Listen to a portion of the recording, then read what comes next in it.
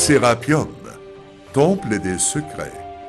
C'est une nécropole en forme de catacombe, à une profondeur de 17 mètres sous terre, située dans la région de Saqqara, au nord-ouest de la pyramide de Djoser, et découverte par le scientifique Auguste Mariette Pacha en 1851.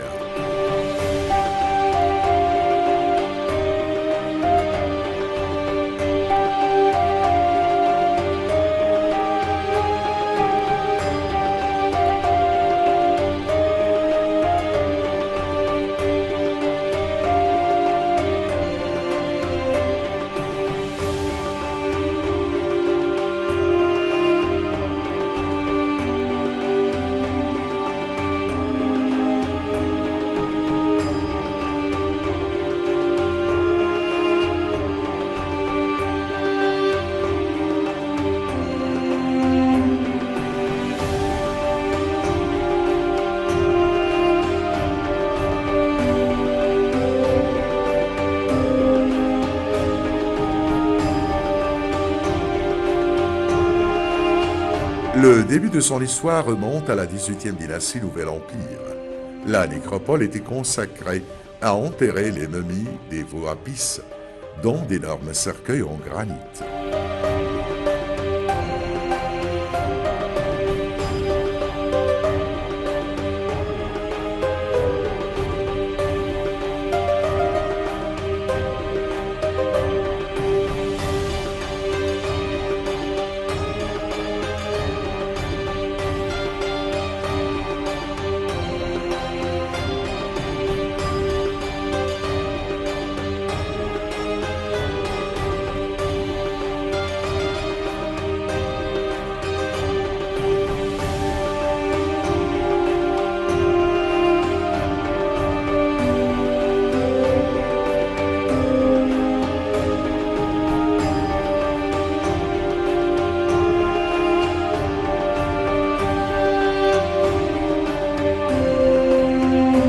Le temple Serapium de Saqqara possède 24 immenses sarcophages en granit.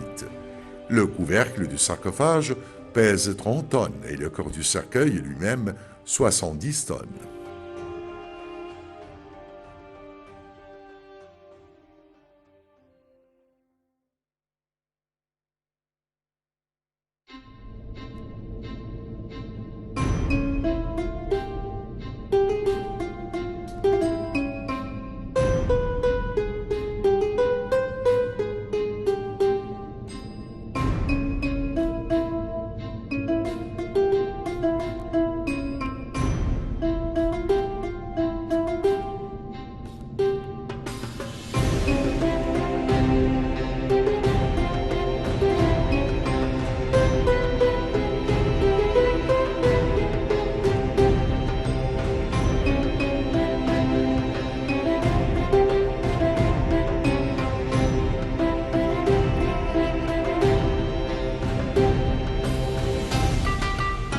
Cela signifie qu'il faut environ 50 hommes pour déplacer chaque boîte. Pourquoi ces sarcophages ont-ils été faits? Pour qui et pourquoi tous les sarcophages est-ils vides et fermés à l'exception d'un seul?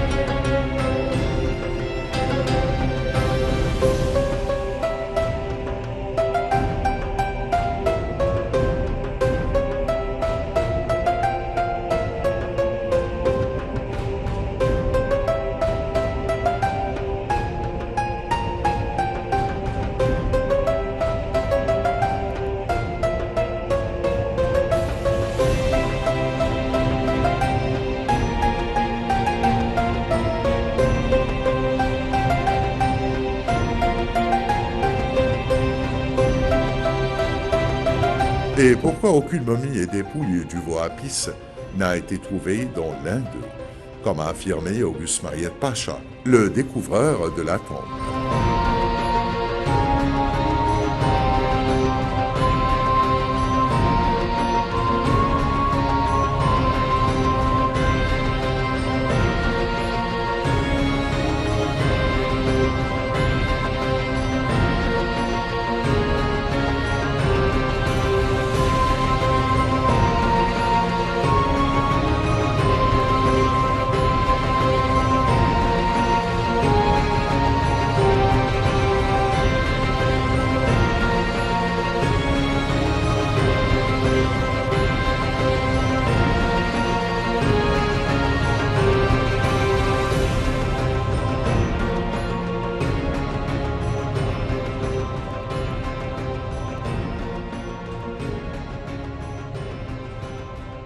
Comment et pourquoi ces sarcophages ont été faits et pourquoi ils sont si énormes et ensuite à la fin, comment l'ont-ils transporté dans les couloirs et les tunnels étroits du Sérapium.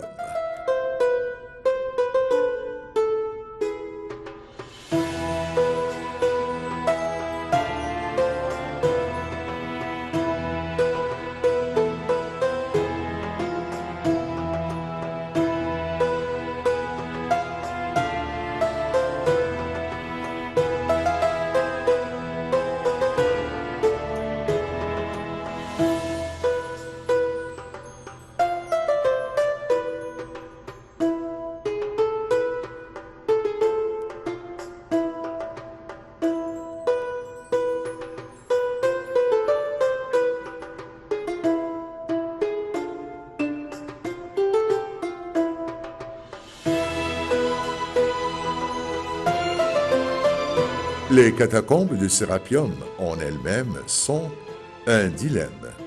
Vous les trouvez froides en été et en hiver. Il y fait chaud et on y transpire.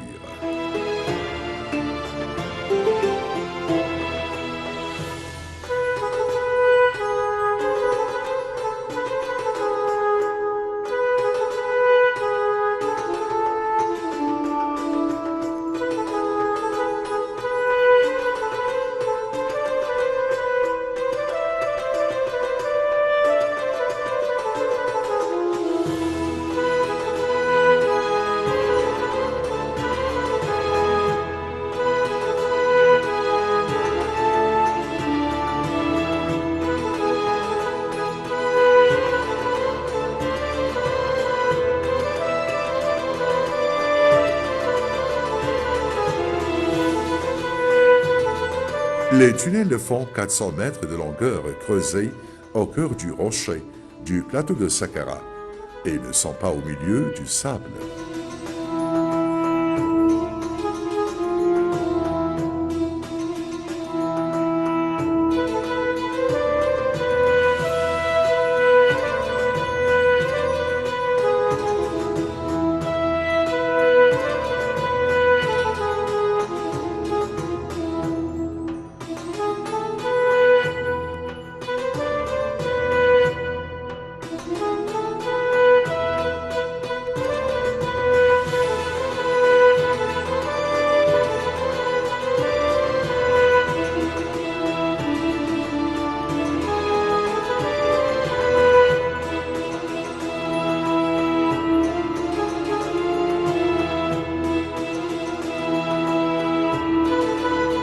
On descend au tunnel avec un escalier à marche et si vous regardez la carte des tunnels ci-dessous, vous trouverez de nombreux embranchements.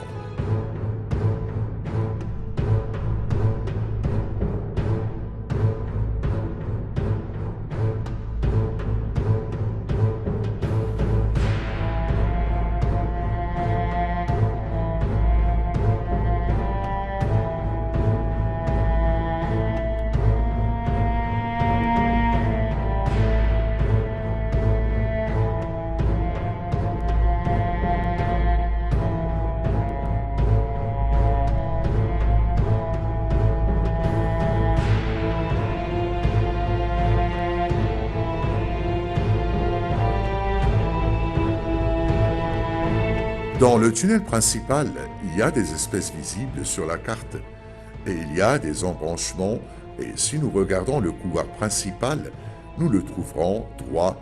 Alors ce long tunnel aurait-il pu être creusé uniquement avec des pioches?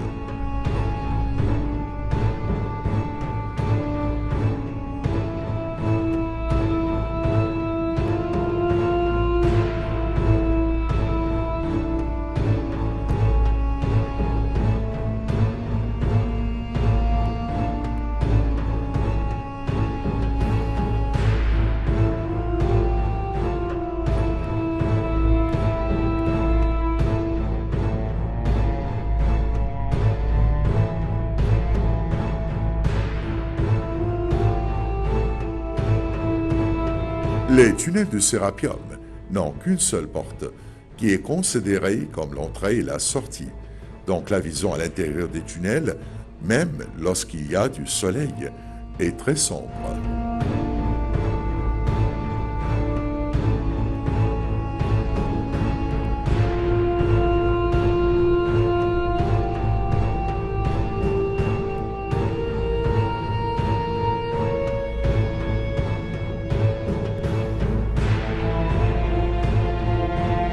Ont-ils creusé sur toute cette distance et cette profondeur dans l'obscurité et sorti des tonnes de remblais à la lumière des lampes?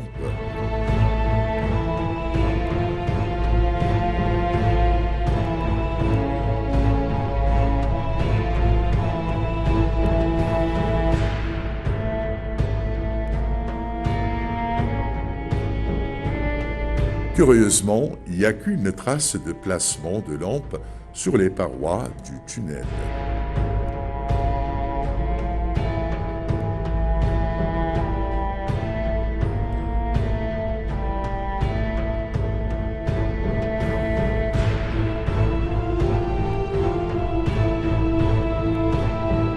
De plus, tout creusement à cette profondeur, avec les remblais et la poussière, serait un travail lourd et étouffant.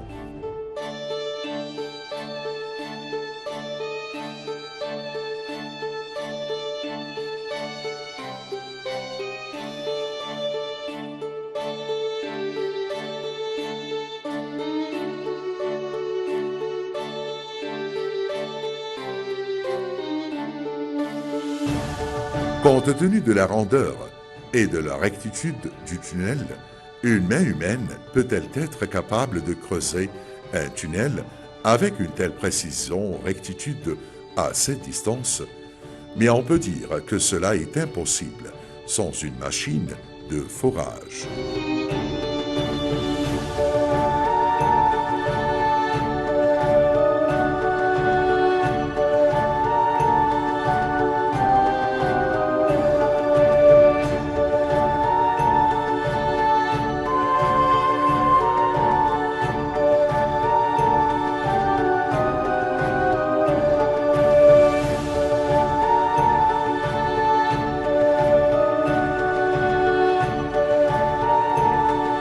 En effet, les tunnels ne sont pas creusés dans le sable, mais dans les roches de Saqqara, ce qui nécessite certainement un effort incroyable si cela est fait avec les mains humaines uniquement.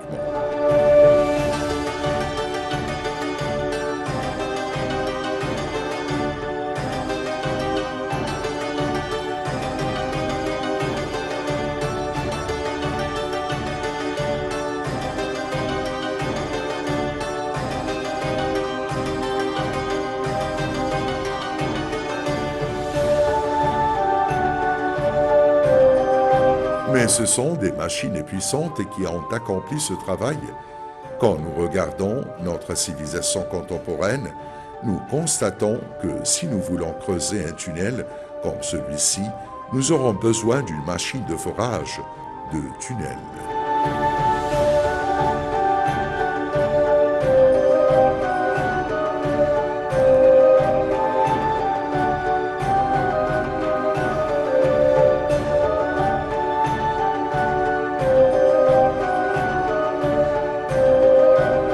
Ensuite, nous arrivons au sarcophage de Sérapium, considéré comme des miracles scientifiques et techniques jusqu'aujourd'hui. Ces sarcophages ne sont pas construits mais sculptés. Ils sont composés de 4 côtés, d'une cuve et d'un couvercle.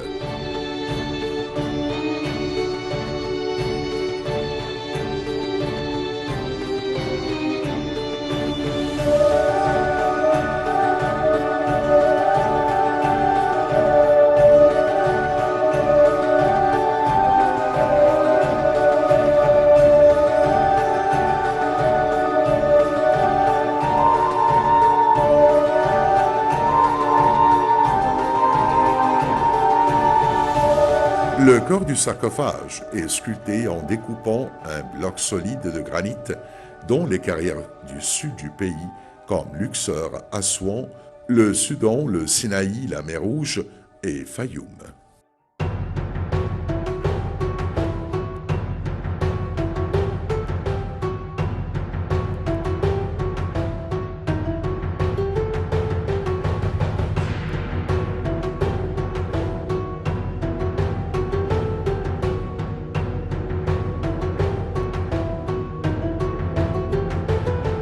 Après avoir coupé cette masse, estimée à environ 80 tonnes à partir de la carrière, elle est excavée et polie, puis le couvercle est sculpté.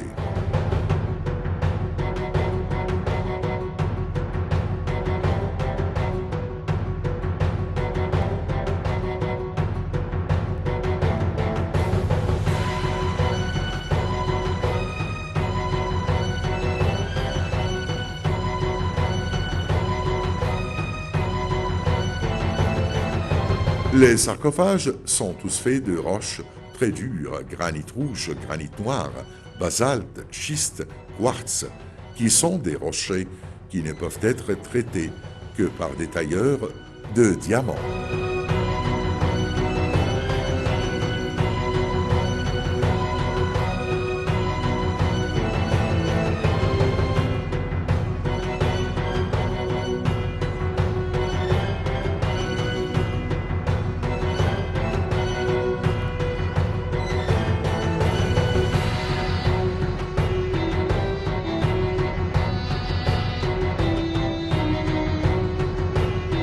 Il n'est pas raisonnable de dire que quelqu'un les a sculptés avec les outils utilisés à l'époque des dynasties, qui sont respectivement la pierre, le cuivre, le bronze, puis le fer des antiquités tardives.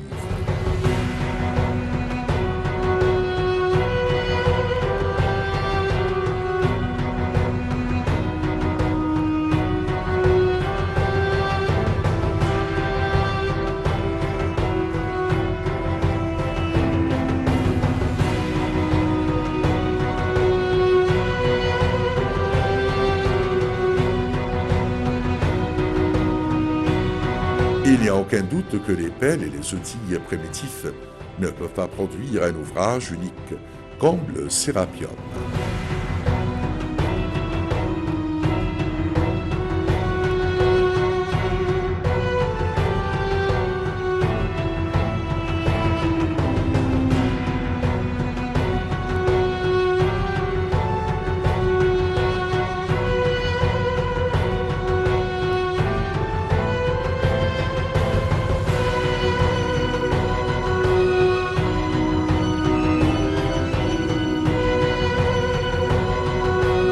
Les angles internes et externes du sarcophage sont de 90 degrés, ni 90,1 ni 89,9.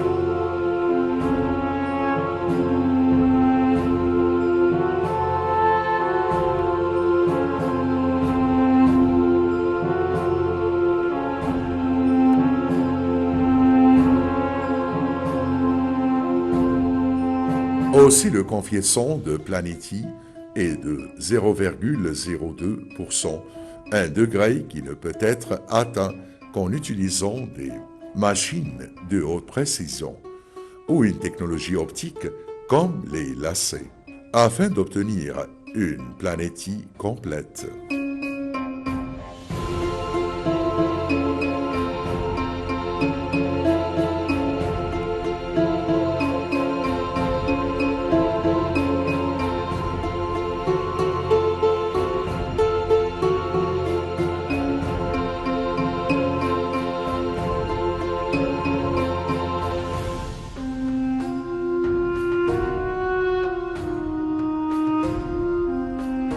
Ensuite, nous arrivons à la question la plus importante. Comment ces sarcophages géants ont-ils été placés à l'intérieur du tunnel, qui a une entrée très étroite?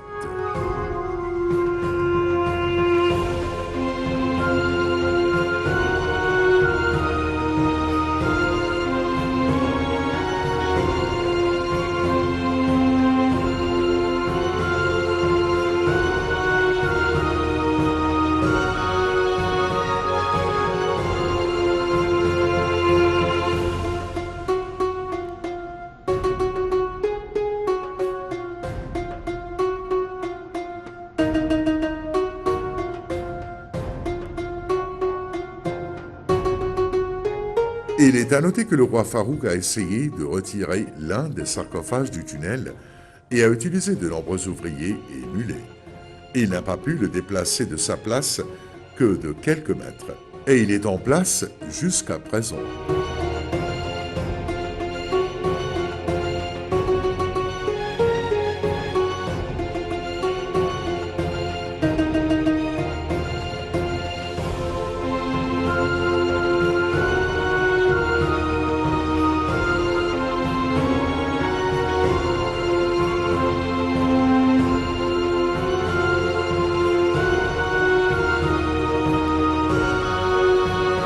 Le Touro Apis se remonte à l'origine, à Memphis, depuis les temps les plus reculés. Mais on pense que les rituels de culte sont apparus sous le règne d'Amenhotep Ier et est devenu officiellement une divinité.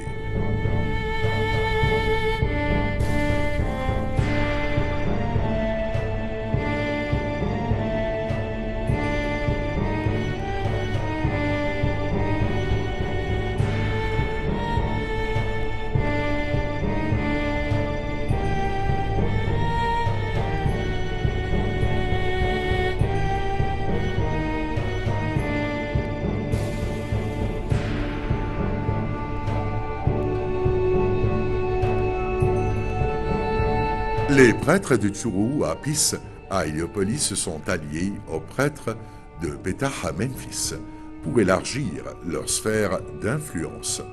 Ils ont créé une relation étroite entre Apis et la divinité solaire Atum, et c'est la raison pour laquelle ses cornes ont serré le disque solaire dont les inscriptions comme témoin de son pigment solaire.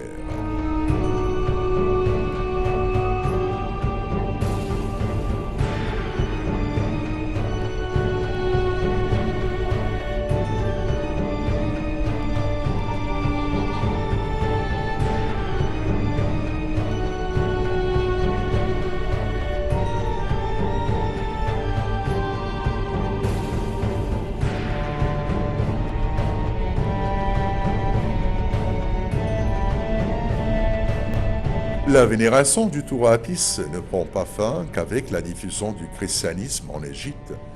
On dit que le dernier Touro Apis a été enterré sous le règne de la 30e dynastie, dont le bas-côté sud du cimetière.